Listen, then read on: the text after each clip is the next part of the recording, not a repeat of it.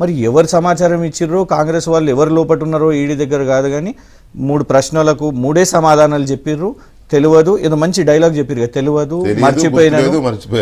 ఎవరన్నా కాంగ్రెస్ లీడర్ పోయి బాత్రూంలో కూర్చున్నాడా మాకు అనుమానం వస్తుంది. ఎట్లా సమాచారం వచ్చిందో ఈడీ ఎవరు తెలియదు అంటే ఇదే దీన్నే మంచి దానికి మీరు కూడా అన్పార్లమెంటరీ కాదు కదా ఇవి అని అన్నారు.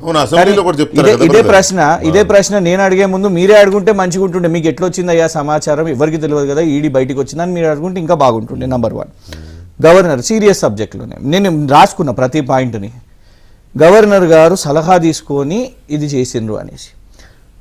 గవర్నర్ గారు అనుమతి ఇచ్చిన తర్వాత కోర్టులోనే ఆర్గ్యుమెంట్స్ వచ్చినప్పుడు ఏమని, ప్రతి పాయింట్ మనం ఇప్పుడే మాట్లాడుకున్నాం, ఏమని ఇందులో ఇన్వెస్టిగేషన్ జరగాలి, ఇందులో ఇన్వెస్టిగేషన్ జరగాలి, మొత్తం దీని చుట్టే నడిచింది. అంటే పాయింట్ ఏంది, గవర్నర్ గారి ముందు కూడా ఏం ఫ్యాక్ట్స్ తెలీదు. గవర్నర్ గారికి ఇగో కేసు తెచ్చినాం మేము, ఈయన మీద కేసు ఉంది, మాకు అనుమతి ఇవ్వండి అని చెప్పిండొచ్చు.